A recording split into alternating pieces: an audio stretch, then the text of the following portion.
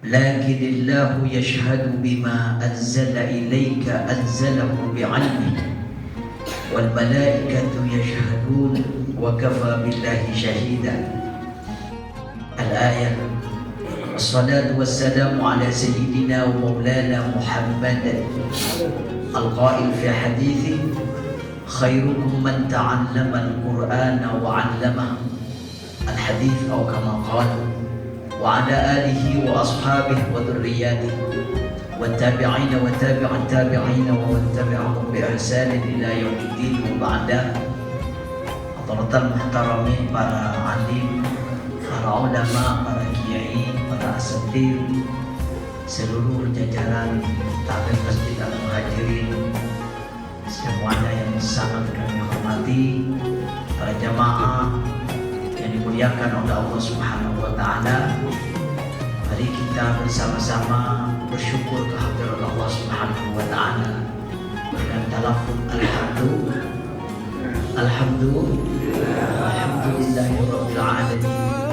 Kita oleh Allah Subhanahu wa taala pada tahun 1444 Hijriah ini masih diberi kesempatan oleh Allah untuk melaksanakan puasa Ramadan dan beribadah, dengan harapan semua ibadah kita yang dilakukan terutama di bulan Ramadan ini diterima oleh Allah Subhanahu wa taala, dijadikan bekal kita untuk menghadapnya kelak di yaumul qiyamah, dengan harapan juga amal-amal kita ini mengantarkan kita menjadi orang-orang yang diridhoi oleh Allah Subhanahu wa taala, sehingga kemudian kita ditempatkan di tempat yang terbaik di sisinya, di surganya Allah Subhanahu wa taala.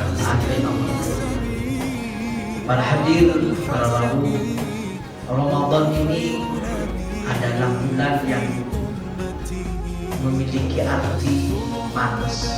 Di Ramadan itu panas karena biasanya di Timur Tengah, di Mekah, di Madinah, pada bulan-bulan ini itu panas cuacanya, sehingga kemudian diberi nama bulan yang panas, bulan Ramadan.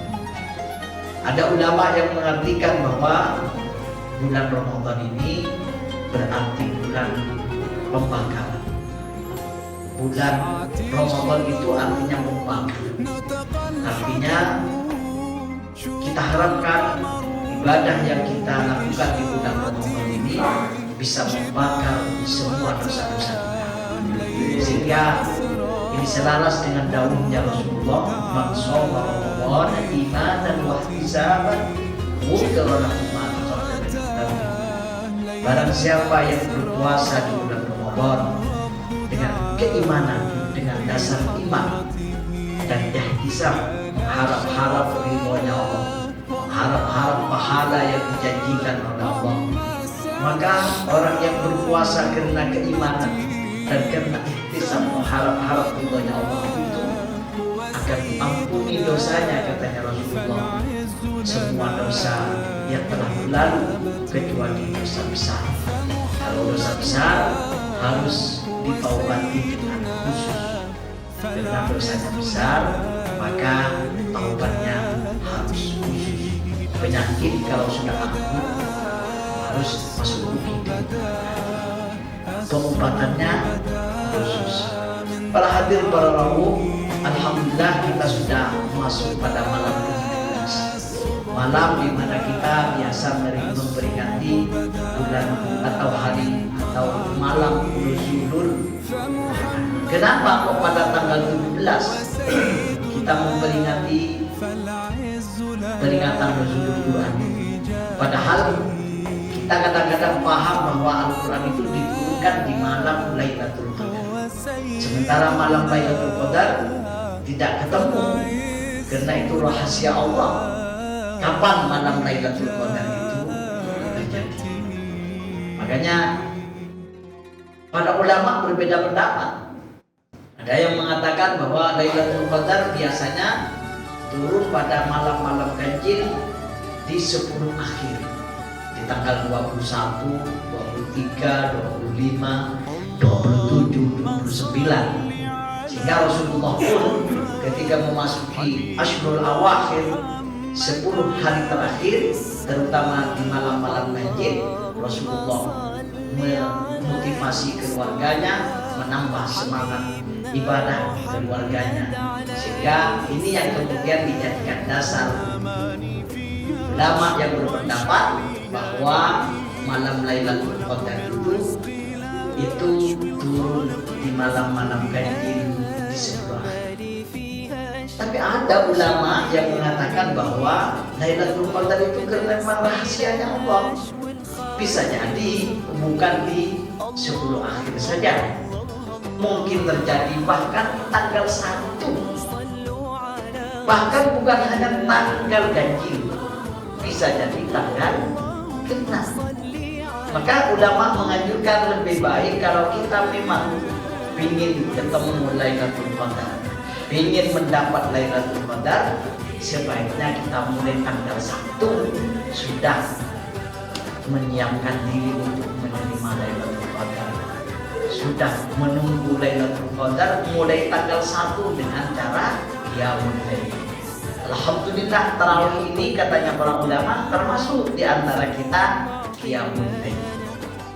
Apalagi nanti sahur panjenengan semua tidak tidur lagi sampai subuh, diisi dengan tahajud, diisi dengan sholat taubat, diisi dengan sholat hajat, diisi dengan baca Al-Quran. Itu akan luar biasa. Para hadirin, para jamaah yang dimuliakan oleh Allah, kembali kepada kenapa malam tanggal 17 yang diperingati sebagai malam nuzulul Quran.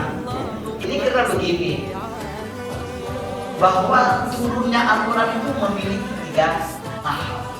Tahap pertama dari Allah ke Lauh Mahfuz.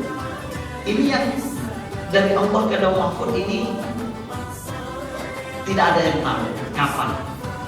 Dari Lauh Mahfuz tahap kedua turun ke Baitul Izza. Baitul Izza itu di atas langit kita ini. Ada tempatnya mana namanya Baitul Izza. Dari Lauh Mahfuz ke Baitul Izza ini diceritakan oleh Allah proses turunnya sekaligus 30 juz.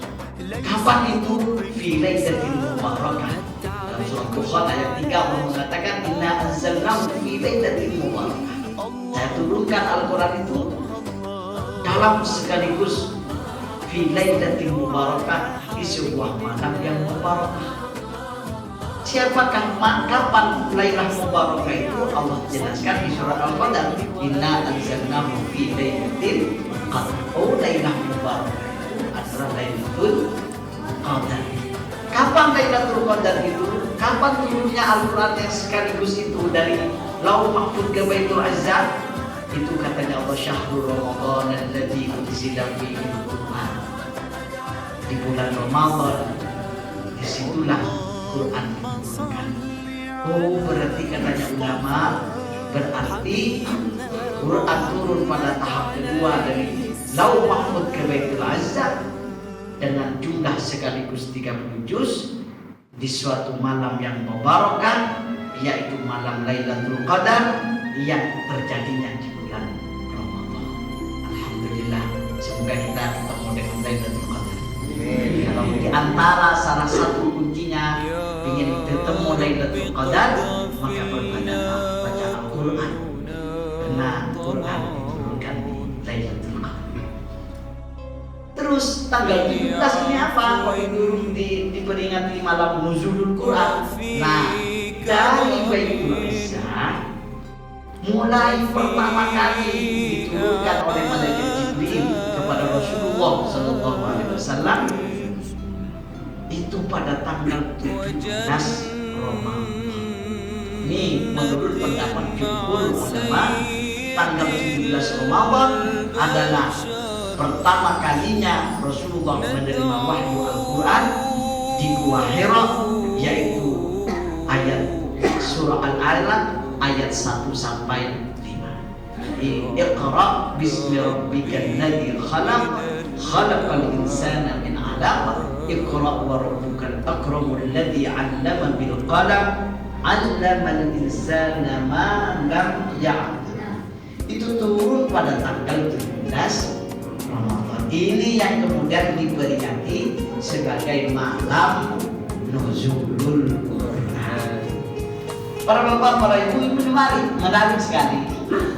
Ketika ayat pertama yang turun dari Al-Quran yang 30 juz itu, yang 6.666 ayat itu, ternyata yang dipilih oleh Allah diturunkan pertama adalah ayat Iqra. Baca. Kenapa kok begitu? Ini sesuai dengan bahwa Al-Quran itu adalah kitab suci, kitab samawiyah, satu-satunya kitab Allah yang diturunkan kepada Nabi dan Rasulnya yang penuh ilmiah, kitab yang paling ilmiah dibanding kitab-kitab yang lain, Taurat, Injil, Zabur, Al-Quran. Sehingga mestinya umat Rasulullah sebagai penerima Al-Quran adalah umat yang diharapkan memiliki intelektualitas, memiliki ilmu pengetahuan yang luas melebihi umat-umat terdahulu. Makanya umatnya Rasulullah ini adalah umat yang paling bisa berpikir cerdas, umat yang bisa berpikir abstrak, umat yang bisa berpikir ilmu pengetahuan, sains dan lain sebagainya. Di masanya Nabi Isa tidak ditemukan pesawat, enggak, andalannya hanya transportasi darat, itu pun unta. Yang menemukan Alphard umatnya Rasulullah, yang menemukan pesawat terbang umatnya Rasulullah. Meskipun yang menemukan pembuat perahu pertama, terus transportasi laut adalah Nabi Nuh alaihi salam. Tapi yang berpikir abstrak, yang menemukan ilmu kimia, ilmu fisika, ilmu matematika, ilmu biologi, ilmu antropologi, ilmu zoologi, ilmu astronomi, ilmu-ilmu eksak yang lain adalah umatnya Rasulullah. Ini hebatnya umat Rasulullah. Maka tidak salah para ulama kemudian menyebutkan itu pertama yang turun adalah Iqra bismi rabbikal ladzi khalaq. Qiraah, membaca adalah miftah lil ulum, adalah kuncinya mendapatkan ilmu pengetahuan. Sekarang Bapak Ibu, literasinya masyarakat Indonesia, literasinya rendah. Saya kemarin ketemu dengan dosen di salah satu perguruan tinggi ternama di Jakarta. Saya mengeluh sambil cerita, Pak dosen, apakah hanya mahasiswa saya ya yang di Syarifuddin? Kenapa bos? Sekarang itu udah mahasiswa, ketika disuruh buat makalah, tugas presentasi, itu udah ada yang buat makalah serius. Kalau saya dulu kok pergi ke perpustakaan, baca, kemudian ditulis, dianalisa, kemudian jadilah makalah, kemudian dipresentasikan. Jadi presentasinya sudah menguasai. Sekarang udah ayat yang mestinya Iqra bacalah sekarang dirubah oleh mahasiswa. Download. Jadi mahasiswa sekarang tidak ada yang Iqra sama sekali. Saya survei di perpustakaan itu rapi perpustakaannya. Padahal perpustakaan tidak besar di Syarifuddin itu, sekelas perguruan tinggi. Rapi. Saya sedih kalau ada perpustakaan rapi, Pak. Kalau tidak ada yang masuk, ada yang masuk. Saya kok ingat dulu kalau saya waktu kuliah itu, apalagi mahasiswa S2, tidak ada yang sempat baca koran, tidak ada yang sempat baca macam-macam itu. Itu sibuk dengan membuat makanan dan makanannya serius. Jadi hafal, satu teman bukunya di rak yang besar itu perpustakaan hafal. Sebab kalau mau pakai komputer itu antrinya lama. Jadi Iqra-nya luar biasa, pinter-pinter. Makanya GRS sekarang jangan ditanding keilmuannya dengan S2. Ada itu S2 sekarang itu, kenapa? Ya gara-gara mengubah Iqra menjadi download itu yang salah. Makanya para bapak-bapak itu Allah ingin seakan-akan berpesan bahwa umatnya Rasulullah tidak berbohong. Umatnya Rasulullah pintar, Quran ini mulia. Jangan hanya dijadikan bacaan-bacaan yang untuk mendapat ganjaran. Itu otomatis Pak, ganjaran tidak usah dipikir wis. Macam dengan baca Quran, tidak usah mikir ganjarannya, pasti otomatis. Alif lam wala aqulu alif lam haq, katanya Rasulullah. Saya tidak mengatakan orang yang baca alif lam mim hanya baca satu huruf, walakin alif harfun wal lam harfun wal mim harfun. Jadi sekali baca alif lam mim sudah langsung 3 kebaikan. Wa likulli hasanatin bi asyri amsalihha. Setiap satu kebaikan akan dilipat gandakan menjadi 10 kebaikan. Panjenengan baca alif lam mim sudah 30. Tapi ya jangan di kalkulator itu kan. Panjenengan mengambil kalkulator. Oh, alhamdulillah saya sudah 30. Bismillahirrahmanirrahim. Berapa sudah? Alhamdulillah 3 dikalikan 10 semua. Jangan dihitungkan. Ini kayak jemaah haji yang kemarin ada ceritanya, kiai cerita ke saya. Ada di tangga saya. Karena mentang-mentang datang haji, datang umroh, terus kemudian tak sholat. Ditanya, Haji, udah sholat sabu? Jangan diikuti kalau saya sudah sholat di Masjidil Nabawi. Saya sudah sholat di Masjidil Haram. Kan sama, kan ada hadisnya itu. Sholat di Masjid Nabawi 1 kali sholat seperti 1000 kali sholat. Saya sudah banyak sekali sholat di berapa itu sudah saya rapel di Batu. Di pulang ke Indonesia sudah santai-santai saja. Hanya jangan diikuti Pak, ini salah ini. Ini kenapa? Karena di kalkulator itu anunya itu. Tidak boleh begitu. Wes, tidak usah dipikir. Pahala itu semoga kita doakan saja, semoga ibadah kita diterima. Tapi yang penting turunnya Al-Quran itu bukan hanya untuk itu. Oke, itu dibaca akan mendatangkan keberkahan yang luar biasa. Panjenengan kalau ahli Quran, apalagi ibu-ibu ahli Quran, jadi bapak-bapak itu sulit. Bapak-bapak itu tidak bisa, Pak. Tidak bisa, Bu. Kalau diharapkan kemudian apa namanya? Mandi itu tidak bisa. Mandi katanya orang Madura itu tidak bisa, Bapak. Harus setuju. Kenapa? Kuda enak. Pagi-pagi sudah hilang. Kenapa? Namanya saja kalau lagi itu rojulun, laki-laki. Itu dekat dengan kata rijlun, kaki.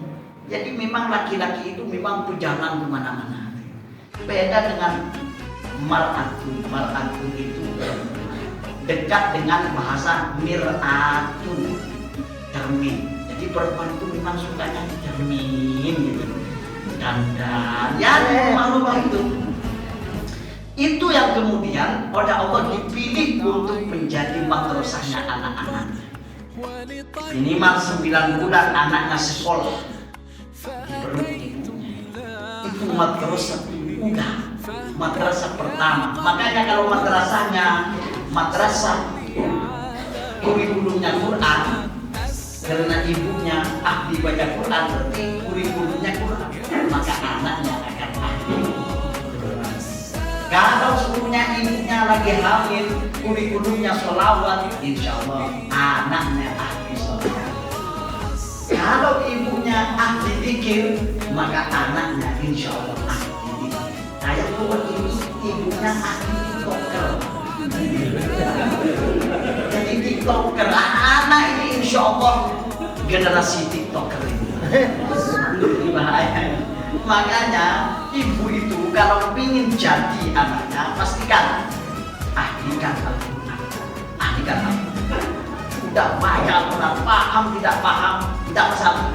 Di ibu itu. Tapi di anak sampai siapkan untuk menjadi anak yang pintar, anak yang ahli Quran dan pintar. Di ibu tidak apa-apa, meskipun tidak paham. Karena Rasulullah memberikan contoh tadi alif lam mim. Siapa yang ngerti alif lam mim? Tidak ada yang paham. Makanya katanya ulama dengan contoh Rasulullah seakan-akan berpesan, kamu baca Quran, paham tak paham, maknanya pasti ada keberkahan. Makanya apalagi sampai kemudian diniatkan untuk anak. Oke, sama ibu. Yang menarik itu Bapak, ayat yang terakhir turun itu, kalau ayat yang pertama tentang ilmu, pesan tentang ilmu, Iqra, ayat yang terakhir turun ketika sebelum Rasulullah wafat, 3 hari sebelumnya, turun ayat wattaqu yawman turja'una fihi ila Allah thumma tuwaffa kullu nafsin bima kasabat. Artinya kata kunci ayat yang terakhir turun adalah wattaqu, takutlah kalian kepada Allah. Di pesan terakhir Al-Quran yang disampaikan Rasulullah ketika ini ada ayat terakhir bagi jumhur ulama yang turun 3 hari sebelum Rasulullah. Bukan al-yawma akmaltu lakum dinakum wa atmamtu alaikum ni'mati, itu adalah ayat terakhir turun dalam hal syariat, dalam hal hukum. Tapi ayat yang paling turun, yang paling akhir turunnya adalah ayat wattaqu yawman turja'una fihi ila Allah ila akhir ayat. Artinya ayat pertama adalah pesan tentang ilmu pengetahuan, ayat yang terakhir adalah pesan tentang takwa. Makanya Imam Syafi'i mengatakan hayatul fata wallahi bil ilmi wat tuqa idza lam yakuna nahtifa bidatin. Hayatul fata, masa depan anak-anak kita, masa depan pemuda kita, kalau ingin memiliki masa depan yang cerah, pastikan anak kita punya ilmu. Apa itu? Imam Syafi'i sampai itu subhanallah, demi Allah akan ditentukan hal yang pertama dengan ilmu, karena dia ilmu dan takwa. Maka pastikan anak-anak kita jangan hanya diwarisi harta. Mereka itu kalau kita wariskan ilmu dan takwa, bisa jadi lebih kaya dari kita, karena dia punya masa depan yang cerah. Kalau kita hanya bisa mewariskan 1 mobil, 1 rumah, kalau panjenengan mewariskan putranya panjenengan, putrinya panjenengan dengan ilmu dan ketakwaan, dia bisa ada di Amerika, bisa di mana-mana, karena dia punya ilmu, punya takwa, maka bisa lebih sukses daripada bapak, bisa lebih kaya, bisa lebih hebat. Dan kehebatannya bukan hanya di dunia, dia akan bahagia di dunia dan akhirat karena ilmu dan takwa. Saya kira ini pesan Nuzul Quran pada tahun ini, semoga kita bisa lebih mengahlikan Al-Quran, bukan hanya rajin membacanya, tapi juga mengamalkan isi-isi pesan-pesannya, ajaran-ajaran, dan itu jadi pedoman hidup kita, terutama dalam mempersiapkan generasi anak-anak kita, cucu-cucu kita di depan 10 tahun, 20 tahun, 30 tahun yang akan datang. Anak-anak kita yang akan meneruskan perjuangan kita, para manusia. Maka jangan salah memberikan bekal, berikan bekal sesuai dengan apa yang disampaikan.